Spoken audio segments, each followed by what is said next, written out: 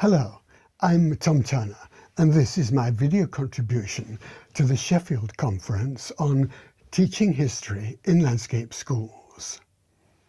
Having spent many years doing this at the University of Greenwich and seeing it as essential to the education of a landscape architect, I'm sorry not to be with you. I'll start by talking about what the history of landscape architecture is, and will then say why I think it's so important.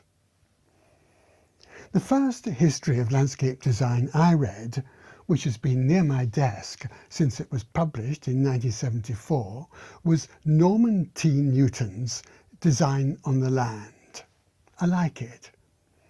He begins with a history of garden design, and then, starting with Olmsted's design for Central Park in New York, he traces a transition to the public service, and thus to landscape architecture. I liked the emphasis on public goods when I came across it, but I don't think Newton is right about the date. There are no records of how sites for prehistoric tombs, shrines and temples were chosen, but they were made in the context of animist beliefs.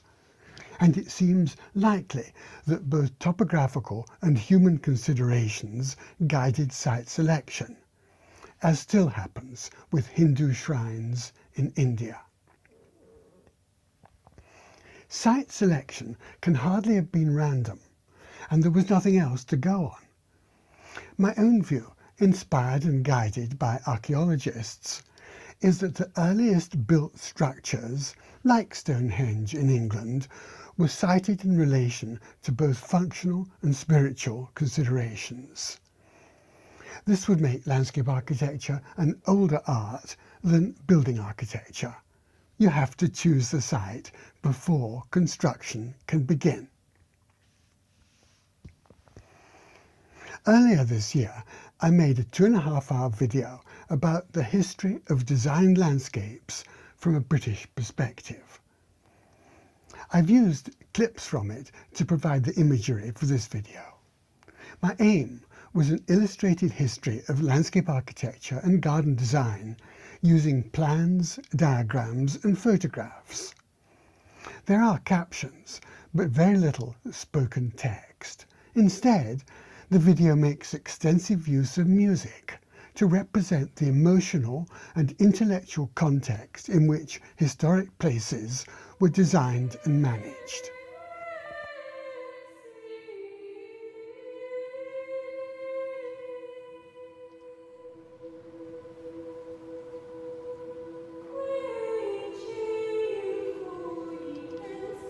If interested, you can find the full video with a YouTube search on Landscape Architecture History 5,000 Years, and there's a link in the description to this video. Now, let's move on to try and answer the question, why is history important to the study of landscape architecture? My answer includes points about design theory, Vitruvius, Frederick Law Olmsted, terminology, philosophy, and the other visual arts. I'll start with design theory. There are many wonderful projects in the history of landscape architecture, and a student of the art obviously needs to learn about them. Some belong to the modern period, but far too few. In a phrase from Billy Wilder's 1945 movie, The Lost Weekend, our cities have become concrete jungles. They look too similar. They have too many isolated blocks. They have too little vegetation, too many bitmap roads, and too many surface water drains. Even worse, they require too many inputs of energy, water, materials, etc. And they generate too many waste products, which I'm sure you know about. A landscape architectural design method would have produced better cities. But the profession has not convinced decision makers of this. Too often, They see landscape architecture as a cosmetic applied towards the end of the design process, instead of guiding it from the outset. So, the oft-repeated lament from the profession's leaders and practitioners has been that nobody understands us properly. Even Olmsted was of this view and wrote that landscape is not a good word, architecture is not, the combination is not. And Sir Geoffrey Jellicoe, who founded the International Federation of Landscape Architects, wrote that the landscape architect is still surely wrongly named. So what's the cause of the problem? In my view, the best explanation comes from a former chair of the Department of Landscape Architecture at the University of Pennsylvania. John Dixon Hunt wrote that the crucial moment of modernism occurred not circa 1900, but rather 100 years earlier. And the failure to identify and understand that watershed has contributed substantially to the historical and theoretical inadequacies of those who prompted modernist landscape architecture. Hunt also quotes Stephen Krog approvingly. Krog wrote that landscape architecture is a discipline in intellectual disarray with a deficiency of theoretical discourse. Hunt is surely right that 1800 was a crucial moment in our history, though there are many others. One point I somewhat disagree with Hunt over is his comment that there was never a body of specialists to compose treatises specifically for what we have come to call landscape architecture, as Vitruvius did for architecture. When the term landscape architecture is used correctly as a general term for a systems approach to the planning and design of outdoor space, this is both inaccurate and misleading. Book 1 of Vitruvius' treatise, De Architectura, sets out general design principles which apply as much to landscape architecture as to building architecture. The treatise was written about 27 BC and is the only book of its kind to survive from antiquity. Vitruvius' principles are assumed to have been drawn from older texts, and he applied them to a very wide range of projects, including the design of cities and gardens. Understood as the art of composing landform, water and vegetation with buildings and pavings to make good outdoor space, the written theory of landscape architecture starts with Vitruvius.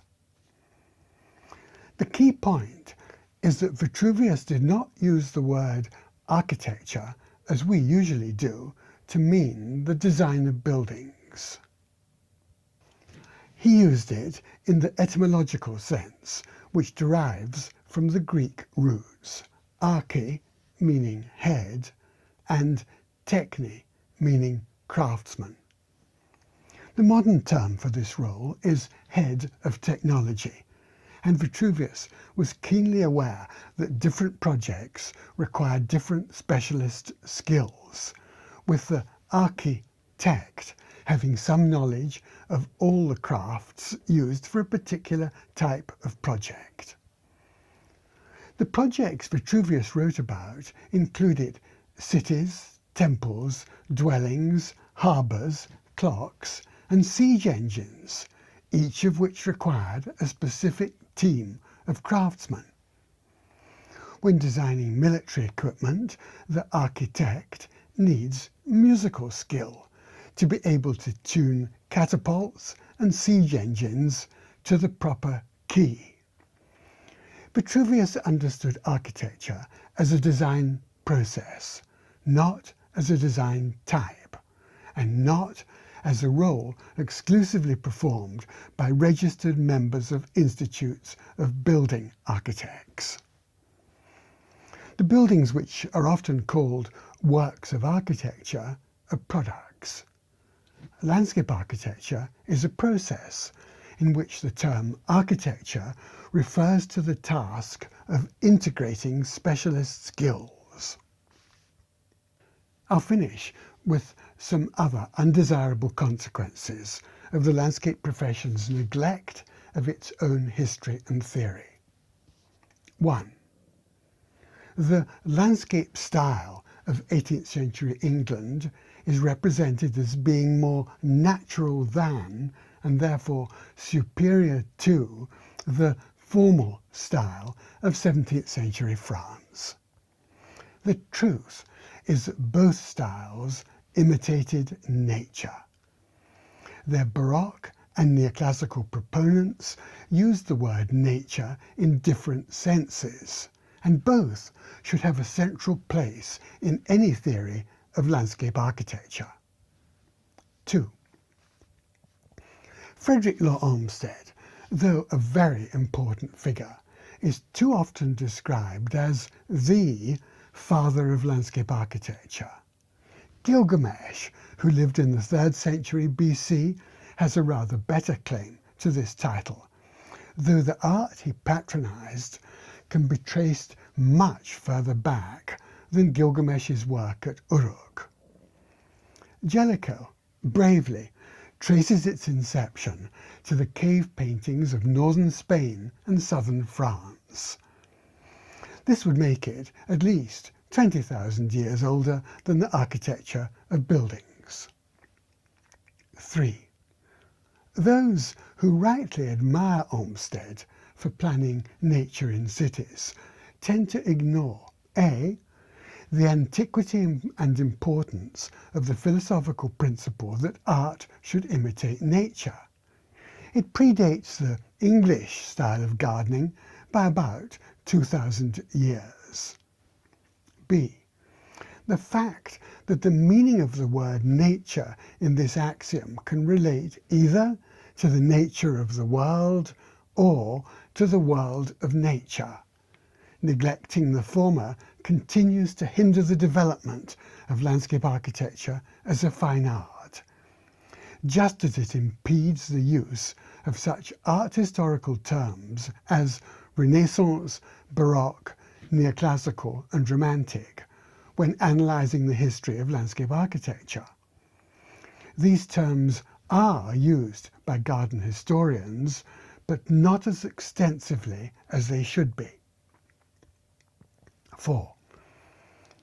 When the design approach, still classified as modernist, rose to prominence, it baffled landscape architects who understood design styles as being either formal or informal, with the latter regarded as more natural. Terminologically, modernism surely has passed its sell-by and used-by dates. 5. When moving towards modernism, as the landscape profession did, slowly and reluctantly after 1945, it overemphasized the static geometry of cubism and neoplasticism and neglected the dynamic principles of constructivism and suprematism, which, when the word architecture is used in the Vitruvian sense, should be the kernel of landscape design methodology. Luckily, this dynamic approach returned to the fore with the advent of the approach known as landscape urbanism. While acknowledging that much guff was written under this heading, I regret its apparent desuetude.